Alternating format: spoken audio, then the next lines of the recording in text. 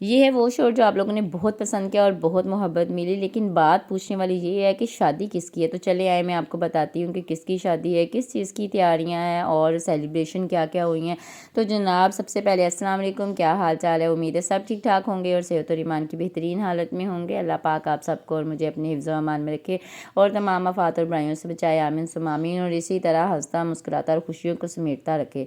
तो जनाब ये शादी थी मेरी भांजी की, काफ़ी दिनों से जो है ना इसकी तैयारी चल रही थी और बस इसीलिए बहुत सारी वीडियोस आप लोग के साथ शेयर नहीं हो सकी। शॉर्ट तो मैं अपलोड करती रही हूँ लेकिन लॉन्ग वीडियोस आप लोग के साथ शेयर नहीं हो सकी क्योंकि घर की शादी थी और हमारे ख़ानदान की सबसे पहली शादी थी। तो चले फिर आपको शुरू से स्टोरी बताना शुरू करती हूँ कि यहाँ पर जो मेहमान थे ना शादी वाले, सबसे पहले वो मेरे घर आ रहे थे। यहीं से इकट्ठे होके हमने शादी वाले घर जाना था। ज़्यादा दिनों की बात नहीं, शादी से तकरीबन 2 दिन पहले की बात है क्योंकि 2 दिन पहले तो आपको पता है कि ढोल की तो रखी ही जाती है। तो बस इसलिए अम्मी लोगों ने डिसाइड किया कि हम इधर आएंगे और मेरे हस्बैंड साहब ना अपने काम के सिलसिले में 3 से 4 दिनों के लिए बाहर जा रहे थे। तो फिर मैं पीछे अकेली थी, मुझे भी किसी साथ का जो था ना वो ज़रूरी था, इसलिए अम्मी लोग ने इधर आ गई। फिर मैं अम्मी के साथ मिलकर अपनी आपी के घर गई। यहाँ पर मैं उनके लिए खाने का तैयारी कर रही थी। बच्चों ने पहले कहा कि पुप्पो हम आएंगे तो हमने ना खाना नहीं खाना क्योंकि शाम का टाइम होगा, हम रात का खाना नहीं खाएंगे, आपने शाम की चाय में ना कोई हल्का फुल्का सा करना है। तो हल्के फुल्के से मुराद कुछ खास नहीं था। मैंने सैंडविचेस बना लिए थे और साथ में मैंने मैक्रोनी बना ली थी क्योंकि बच्चे ना पास्ता बहुत शौक से खाते थे। और यहाँ पर मैं रात के खाने के लिए ना कस्टर्ड की तैयारी कर रही थी क्योंकि आपको पता है कि कस्टर्ड जो होता है फुल चिल करके ही खाने का मज़ा आता है। तो फिर बस मैंने उनको उस कस्टर्ड को दोपहर में ही बना के ना तो फ्रिज में ठंडा होने के लिए रख दिया था और रात को मैंने इसमें क्रीम वगैरह और फ्रूट्स वगैरह मिक्स करके ना तो मैंने मेहमानों को सर्व कर दिया था। अच्छा, इसकी जो रेसिपी है ना आपको मेरे चैनल पर मिल जाएगी, यकीन करें इतना ज़बरदस्त ये कस्टर्ड बनता है ना, मैं इसका लिंक डिस्क्रिप्शन में दे दूँगी। और आजकल जिस तरह के हम कस्टर्ड बनाते हैं ना बहुत ज़्यादा हैवी क्रीम्स डालते हैं और कॉकटेल्स वगैरह और बहुत एक्सपेंसिव काम हो जाता है और हर किसी के बस की बात नहीं होती। तो अगर आप ये वाला कस्टर्ड ट्राई करते हैं तो यकीन करें आपको शादियों वाले कस्टर्ड का मज़ा आ जाएगा।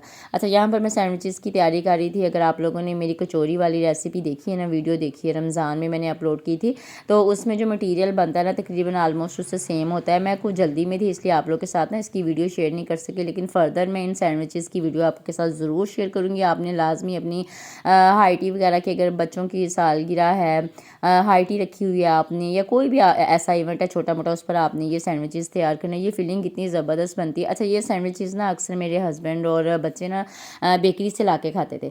तो बस जो आपको पता है कि लेडीज़ होती हैं ना जो कुकिंग में एक्सपर्ट होती हैं, वो ऑपरेशन जो ना चीज़ों का कर ही लेती हैं। मैंने भी इसको अच्छी तरह से ना एक सैंडविच को खोल के देखा कि इन्होंने किस तरह की फीलिंग तैयार की हुई है।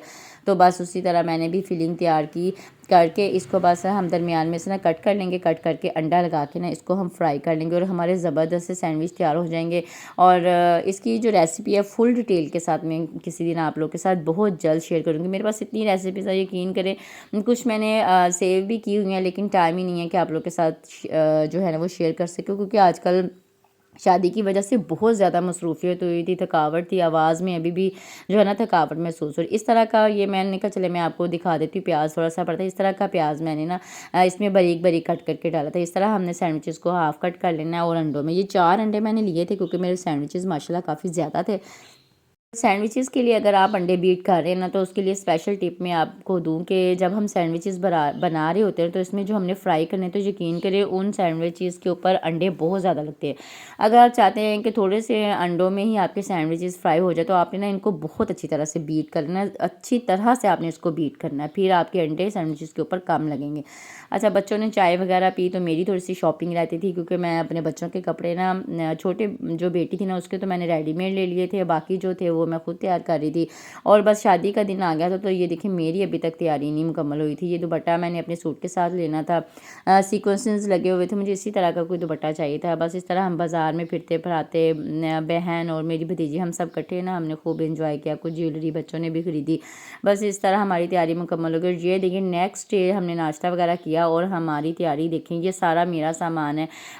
और इसमें ना ये था कि मेरे बच्चे उधर से खाला के घर के पास ही इनका स्कूल था, उधर से उन्होंने स्कूल ज्वाइन कर लेना था, तो इसलिए बस उनकी भी कुछ तैयारी थी, कुछ मेरी शादी की तैयारी थी। बाकी मैं घर में आती रही फर्दर, और तैयार होकर ना मैं इधर से ही चली जाती थी। आप ही के घर आए तो ये कुछ चीज़ें उन्होंने हमारे लिए सबके लिए ना छोटी छोटी एक एक दो दो चीज़ें खरीद के रखी हुई थी, वो हमें दिखाने लगी।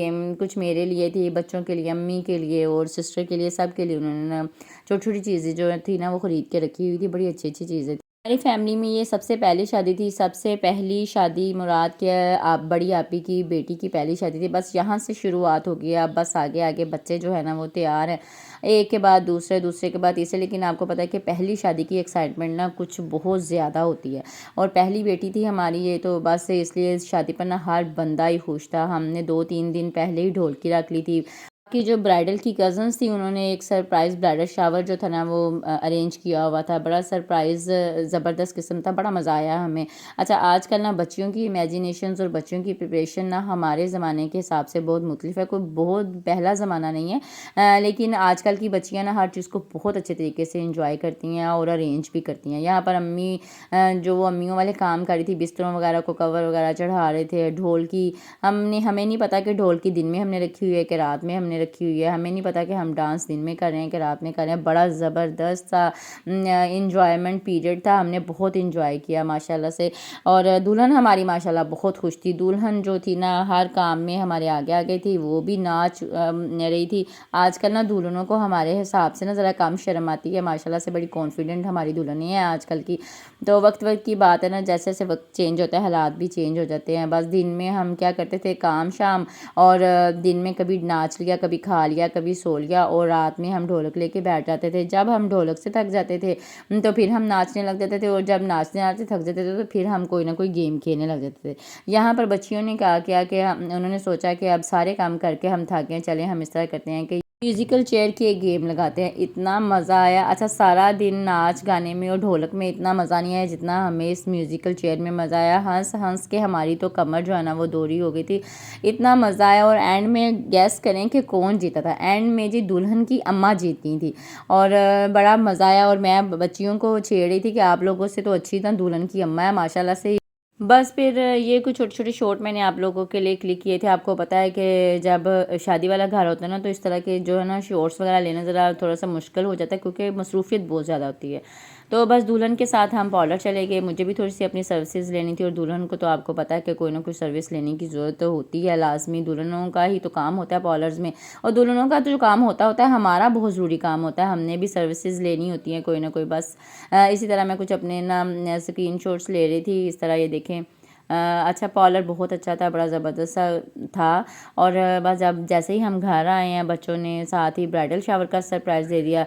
काफ़ी देर तक ब्राइडल शावर की ना तैयारियां चलती रही हैं, सेलिब्रेशन चलती रही हैं, बड़ा मज़ा आया। काफ़ी देर तक फ़ोटोशूट होते रहे हैं। सुबह फिर जब हम रात को थक हार के सो गए, 2-3 तो लाजमी बज ही जाते थे सोने में। और बस जब सुबह उठे हैं तो ये डेकोरेशन वाले भाई सर पर खड़े थे। बस जल्दी जल्दी से हमने अपने सामान उठाए हैं, उठा के हमने सिटिंग को खाली करा। अच्छा, ये सारा अरेंजमेंट ना घर में सिटिंग में हो रहा था। सिटिंग काफ़ी खुली थी और इसी में सारे मेहमान समा गए थे, कोई मुश्किल का सामना नहीं करना पड़ा था, और ज़बरदस्त सा अरेंजमेंट था, बहुत ज़बरदस्त। ये जो है ना उन्होंने डेकोरेशन की थी घर के अंदर ही ना, एक बहुत ज़बरदस्त डेकोरेशन का आइडिया था। हमें उम्मीद नहीं थी कि इतनी प्यारी लगेगी। बस इसके बाद तो मैं ये था कि घर चली गई थी। वहाँ से मैंने तैयार होकर रात को मेहंदी पर आना था, और क्योंकि एक और शादी थी मेरी हस्बैंड की जो ना भांजी थी। इधर से मेरी भांजी की शादी थी, उधर से मेरे हस्बैंड की भांजी की शादी थी।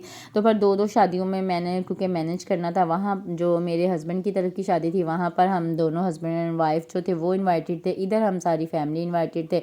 तो बस इसलिए ना थोड़ी सी भागम दौड़ में जो है ना बड़ा टाइम पास हुआ। ये जी मेहंदी नाइट में जब दूल्हा साहब आए, देखिए दूल्हा साहब माशाल्लाह से वेरी एक्साइटेड, दूल्हा मैन बहुत खूबसूरत माशाल्लाह से, बड़े प्यारे लग रहे थे। जब ये दोनों बैठे हैं ना तो यकीन करें कि नज़र नहीं हट रही थी इनको, देखने को दिल करता जा रहा था। माशाल्लाह इतने प्यारे लग रहे थे दोनों। अल्लाह ताला हमेशा खुश रखे, अल्लाह ताला नज़र बद से बचाए। तो बस ये देखिए हमारी ब्राइडल कितनी एक्साइटेड है। भाई आजकल ब्राइडल्स को भी अपने फ़ोटोशूट परफेक्ट चाहिए, और एक एक तस्वीर एक एक इवेंट पे मेरा ख्याल है कि ब्राइडल ने अपनी 100 तस्वीरें बनाई होंगी। तो बस ये जी हमारी कोई लुक्स हैं, आपको दिखाते हैं कि इस तरह हमारी ना सिटिंग लग रही थी मेहंदी की डेकोरेशन पर। तो बस यही छोटे मोटे अरेंजमेंट आगे पीछे मैंने आपको ये सारे क्लिप्स दे दिए। ये हम चले गए जी दूसरी जो बारात थी ना वहाँ पर चले गए। एक दिन में मैंने 2 बारातें जो है ना वो विज़िट की थी, और बस इसलिए इतनी मैं थक गई थी ना कि मेरे से बहुत ज़्यादा शॉट्स नहीं लिए हुए। ये जी रुखसती का टाइम आ गया। दुल्हन देखिए माशाल्लाह कितनी प्यारी लग रही है। रात को बस इन्हीं अरेंजमेंट्स में हमारी लाइटें बंद हो गई, और ये रुखसती के टाइम पे दुल्हन इतना ज़्यादा रो रही थी, इतना ज़्यादा। हालांकि दुल्हन जो थी ना हमारी अपनी फूफो के घर जा रही थी ब्याह के। तो बस जी अल्लाह ताला नसीब अच्छे करे। आप लोग कमेंट में ज़रूर दुआ दीजिएगा हमारी दुल्हन को। उम्मीद है आपको आज की वीडियो अच्छी लगी होगी। मुझे इजाज़त दीजिए जी, अल्लाह हाफिज़।